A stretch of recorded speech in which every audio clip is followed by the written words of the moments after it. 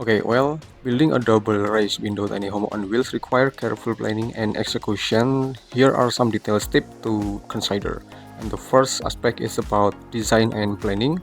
We can measure twice, cut once, ensure your design fits within the trailer dimension and complies with road regulation. Then we can utilize software for precising planning. Then consider insulation. Plan for adequate insulation to maintain a comfortable interior climate. Then for the second aspect is about trailer selection. We can choose a sturdy trailer.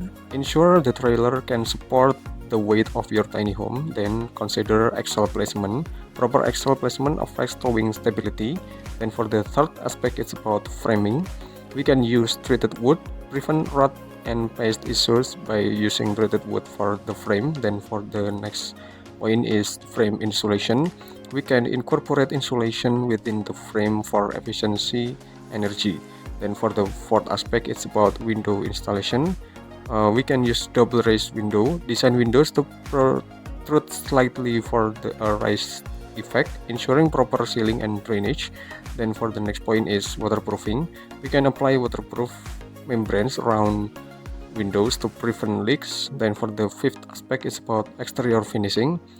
We can use durable materials. Use materials like cedar or metal that can withstand weather condition. Then for the next point, it's about the siding. We can choose siding that's lightweight yet durable, like pine or fiber cement. Then for the sixth aspect is about interior finishing. We can space optimization. We can make the space optimization. Utilize vertical space and multifunctional furniture. Then for the next point is about insulation. Ensure all walls, floors, and ceiling are well insulated. Then for the next aspect, it's about plumbing and electrical. The tankless system is the nice consideration water heater and composting toilet for space saving. Then for the next point, it's about solar panels. We can incorporate solar panels for renewable energy. Then for the next aspect is about safety features. Um, the first point is about the smoke detector. We can install smoke carbon monoxide detectors. Then for the next point is emergency exit. We can ensure windows can serve as emergency exits if needed. Then for the ninth aspect is about the final touches. The first point is finishing touches. We can add aesthetic elements like trim and molding. Then for the next point, it's test everything. Before moving, test all systems to ensure they work properly.